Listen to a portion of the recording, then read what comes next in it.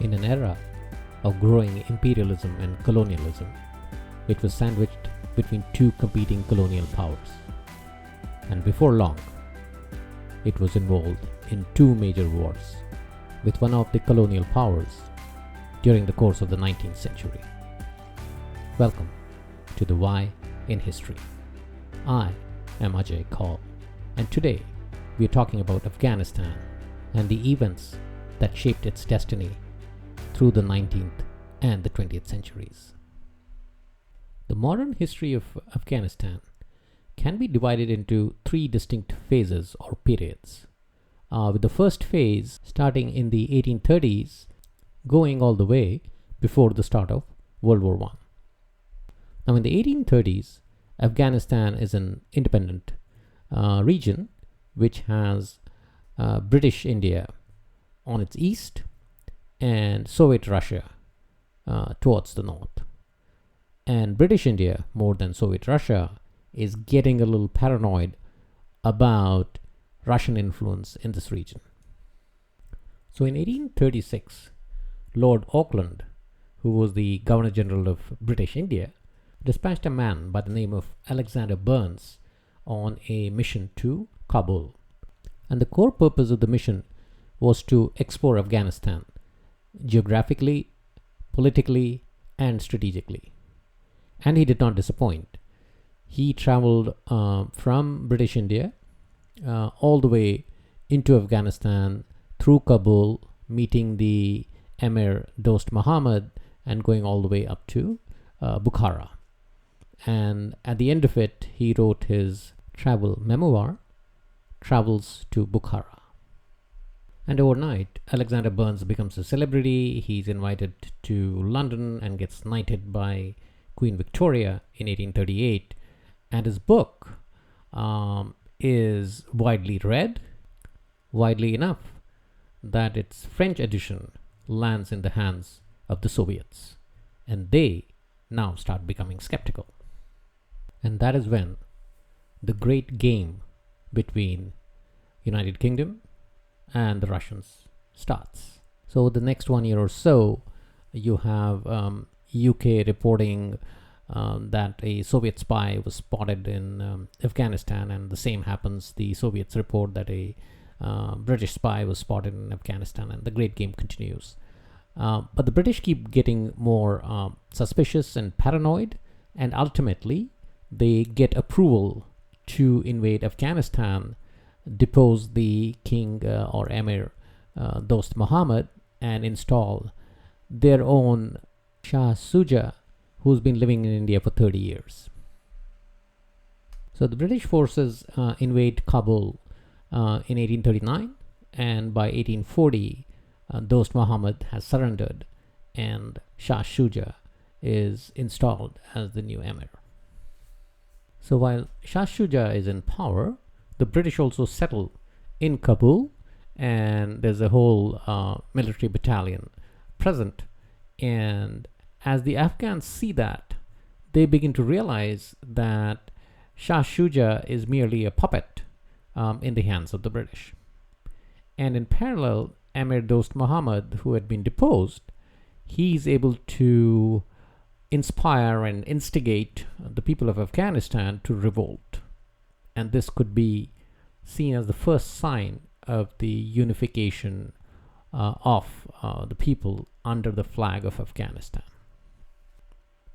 So in 1842, there's a major revolt in Kabul, and many prominent British, including Alexander Burnes, who's known as Sikandar Burnes in Afghanistan, are attacked, and Alexander Burnes himself, who has been positioned there as an envoy, is hacked to death.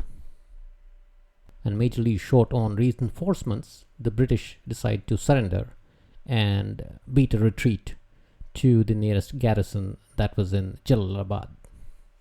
And during their retreat, near the Khyber Pass, a 16,000 strong British force comes under a massive attack from the mountains, and only one individual survives Dr. William Brydon. The British garrison in Jalalabad is shocked and astonished when they see just one individual on a horseback retreating from Kabul. And subsequently, Shah Shuja too is assassinated by the revolting Afghans. Now the British are not going to take this lying down, so they send a retaliatory force to Kabul in 1843, which ends up burning a big portion of the city. And in the end, they emerge victorious, but they install Emir Dost Muhammad back into power. However, they sign an alliance with him, each party respecting the other. So Emir Dost Muhammad says, look, I totally understand what you guys are looking for. I'm not going to be encouraging the Russians into Afghanistan, and you keep your hands off of my area. So a mutual agreement is signed, and Emir Dost Muhammad does follow through on his commitment, because in 1857, during the first mutiny against the British in British India, which is also called India's first war of independence, Emir Dost Muhammad refuses help to the mutineers, saying that he's already committed to the British.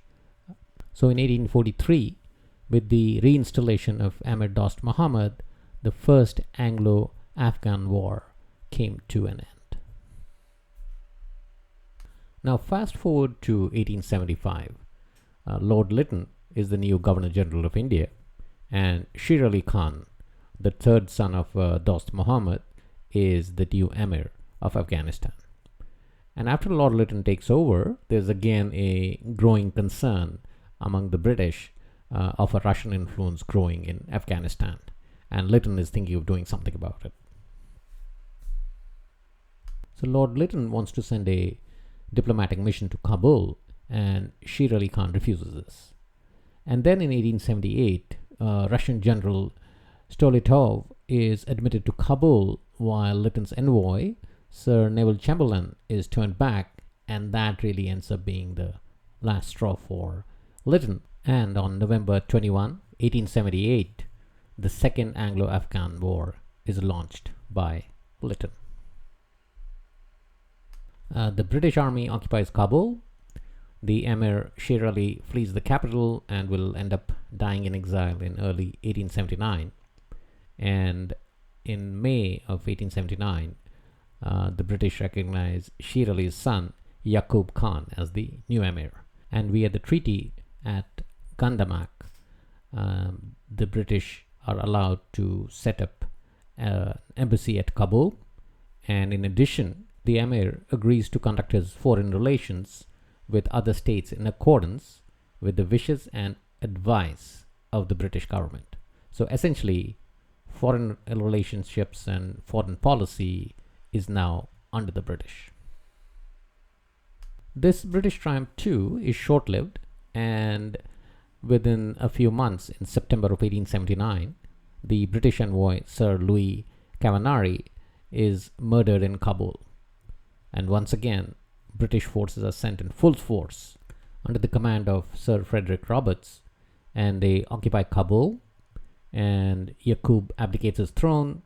And between 1879 and 1880, they have these mini battles throughout Afghanistan, leading to the final victory in the Battle of Kandahar in September of 1880, where Sir Frederick Roberts, with the help of the Highlanders, the Gurkha, and the Sikh regiments of India, are able to strike a decisive victory over the Afghans.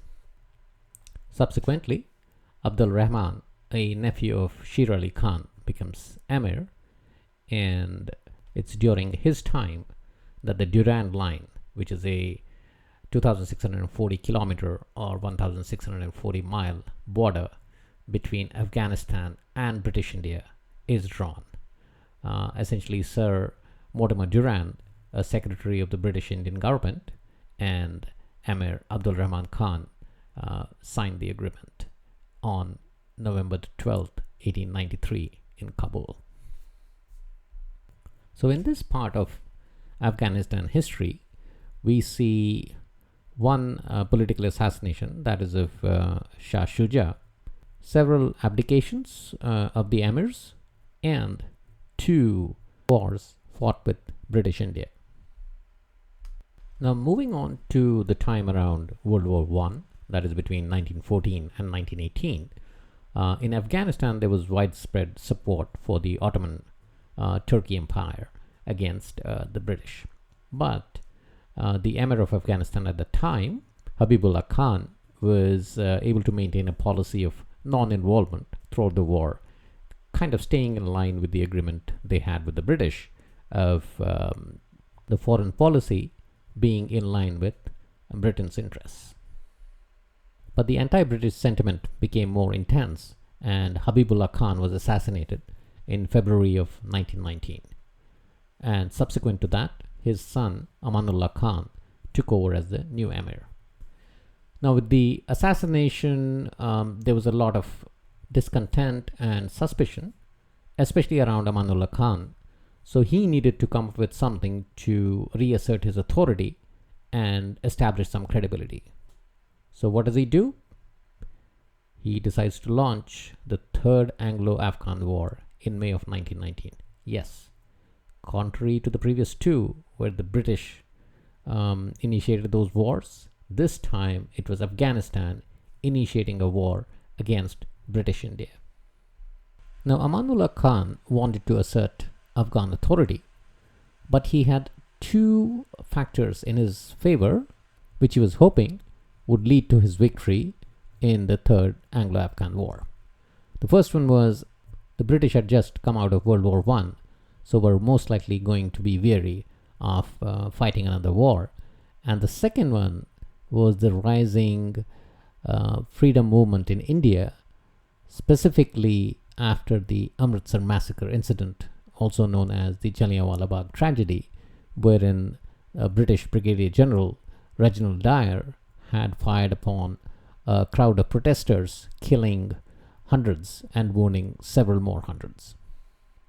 There were several series of skirmishes that happened subsequent to the declaration of the war, but mostly Britain had the upper hand.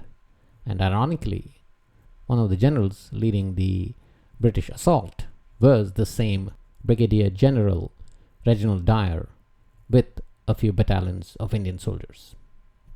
And Amanullah Khan was right. The British were weary post-World War I, so as soon as there was any indications of signing an armistice, they did so on August 8, 1919, signed in Rawalpindi, which recognized the independence of Afghanistan. So essentially, Afghanistan's foreign policy too was now independent of British influence. And incidentally, around the same time, the Afghans concluded a treaty of friendship with the neo-Bolshevik regime in the Soviet Union, thereby becoming one of the first states to recognize the new Soviet government. So all of a sudden, Afghanistan now has the ability to shape its own destiny. And Amanullah, who's very forward-looking, goes on a path towards modernizing Afghanistan. Now, modernization to some extent had already been started under Amanullah's father, Habibullah, like the launch of several newspapers across Afghanistan. But Amanullah took it to a new level, introducing land reform, regularizing taxes, extending education, and giving the country its first constitution. In short, he came to be known as the Reform King. Unfortunately, among the more fundamentalist elements within the countryside, Amanullah was looked upon as too westernized, and as a result, he was toppled in 1929, at which point he fled to British India and would finally move to Italy and live in exile there till his death in 1960. Now, between his toppling in 1929 through 1933, there was a lot of turmoil in Afghanistan, with different folks coming to the power, getting assassinated, being overthrown, till the year 1933, when a new dynasty came to power under Nadir Shah, who too was assassinated, and then he was succeeded by his son, 19-year-old Muhammad Zahir Shah. And Zahir Shah would be the king of Afghanistan over the next 4 decades. In 1953, one of the cousins of Zahir Shah, General Muhammad Daud, who had been defense minister so far, was appointed prime minister. And at this point, Muhammad Daud turned to Soviet Union for economic and military assistance. And along with that, he introduced several other social reforms, such as the abolition of parda, or the practice of veil, for women, and opening up education opportunities for women. 1953.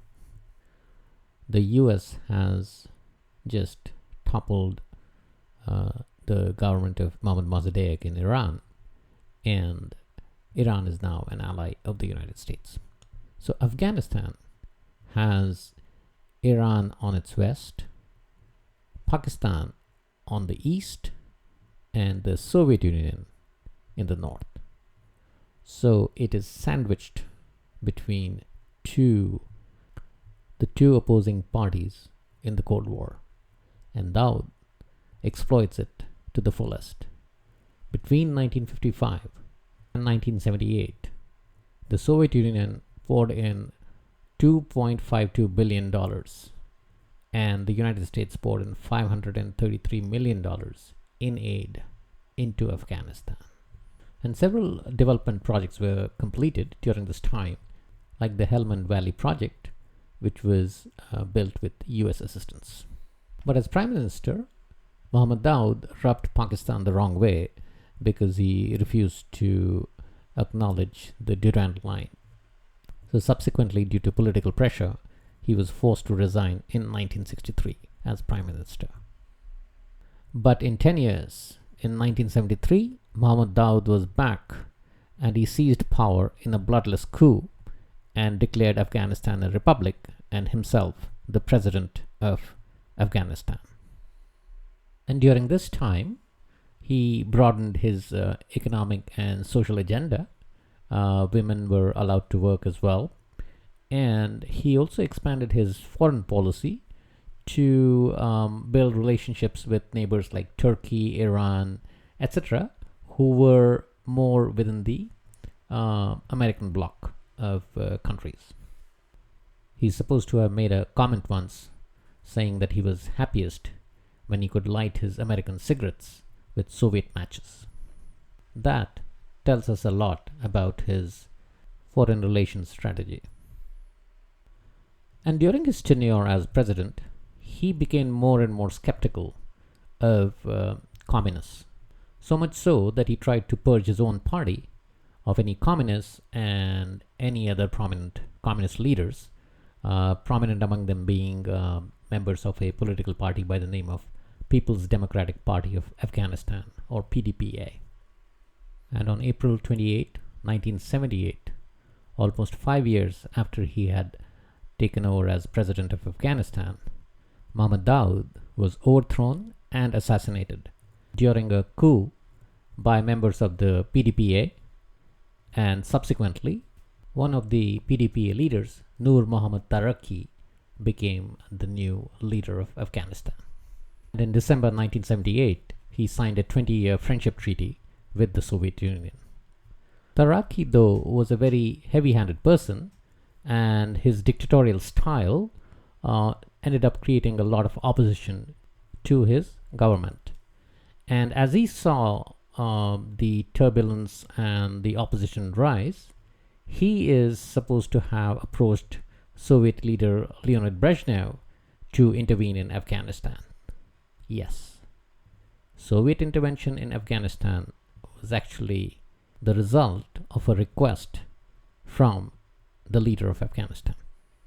Now, Taraki was Brezhnev's favorite, so he really wanted to help him.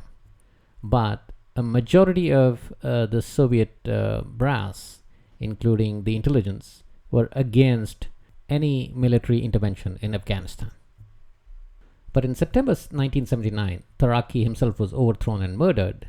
And at this point, after a lot of debate and discussion, Soviet troops finally crossed into Afghanistan on Christmas Eve of 1979, and on December 27 installed exiled leader Babrak Karmal as the new head of government of Afghanistan. Ironically, the CIA received a lot of flack for not being able to predict the invasion of Afghanistan by the Soviets, but the fact remains that even the Soviets were dithering on this till the last moment. So it was not fair to expect the CIA to have had much advanced knowledge of this impending invasion.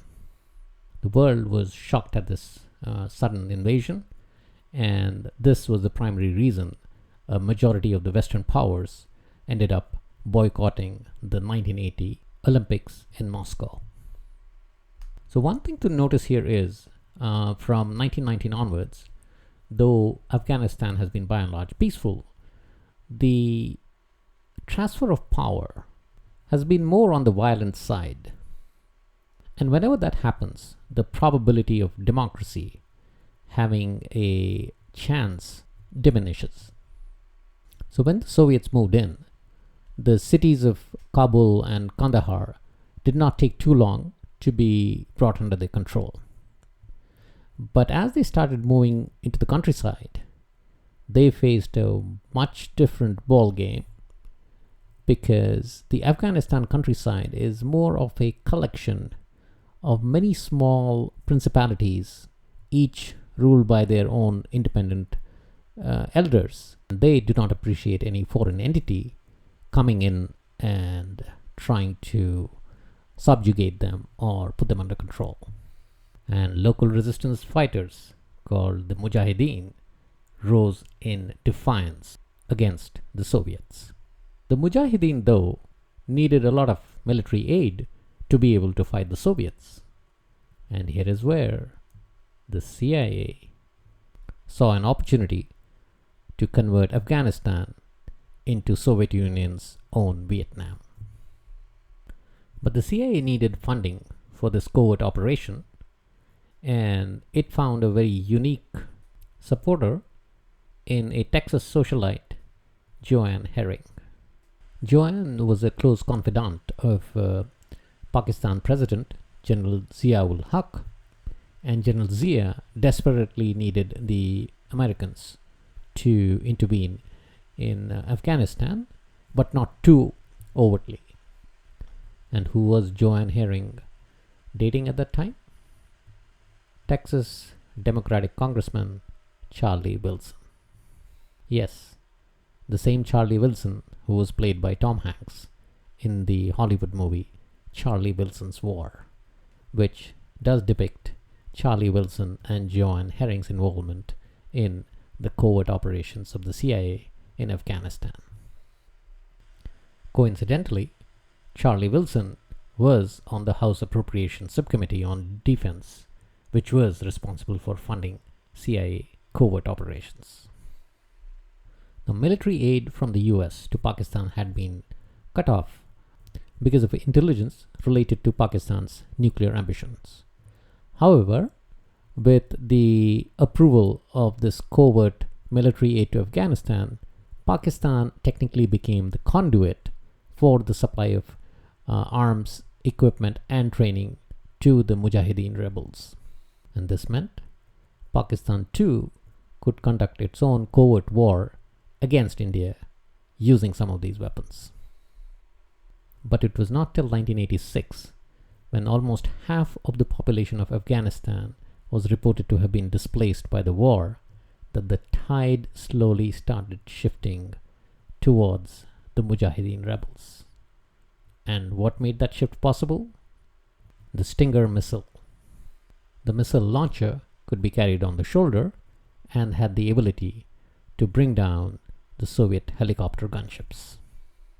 And as the situation worsened for the Soviets, the first casualty was the Afghan president, Babrak Karmal, who was replaced by another communist, Najibullah. But by now, Mikhail Gorbachev was at the helm in the Soviet Union, and he was taking a strict look at the Afghan war and was looking to end the Soviet occupation in the near future. So in 1988, a peace accord was signed and the Soviet Union started pulling out its troops. By the time they left, about 14,000 Russian lives had been lost and 1.5 million Afghan lives had been lost. And about 5 million Afghans had ended up as refugees. Okay, so with the Soviet Union leaving, the Mujahideen took control of Afghanistan? Not really. The Mujahideen themselves were not a united front. And as soon as the Soviets left, a fierce infighting started ensuing between the various factions within the Mujahideen. It almost was like different factions of different warlords were fighting for the control of Kabul and Kandahar. And during this time, you could hear different names like Boharuddin Rabbani, Abdul Rashid Dostum, Ahmad Shah Massoud, Gulbuddin Hekmatyar. These were the various leaders of different factions who seemed to be gaining power at one time or the other. And around 1992, a small group of religious students, or the Taliban, who were living near Kandahar, objected to the behavior of the commanders of the different warring factions and started a campaign to occupy Kandahar, the home of their leader, Mullah Muhammad Omar. And this was in November of 1994. Arms were aplenty, and the Taliban had been trained by Pakistan. These guys were strict hardliners and wanted to implement the hardline version of Islam, make Afghanistan an Islamic state, ban women from work, and introduce harsh punishments like stoning to death and amputations. In 1996, the Taliban seized control of Kabul, and in 1997, they were recognized as the legitimate rulers by Pakistan and Saudi Arabia. Now, during the conflict, the Saudis provided a lot of military and economic support to the Mujahideen, and one of them was a rich Saudi by the name of Osama bin Laden, who made his way into Afghanistan in 1996. And it was only in 1998 when Osama bin Laden was suspected to be the mastermind of the bomb attacks on the US embassies in Nairobi and Dar es Salaam that the United States started taking a stricter stance towards the Taliban for harboring Osama bin Laden and other terrorist masterminds within Afghanistan. And this led to economic sanctions being imposed against the Taliban regime. And it is here that we end this section of today's episode. Moving on to the quiz section.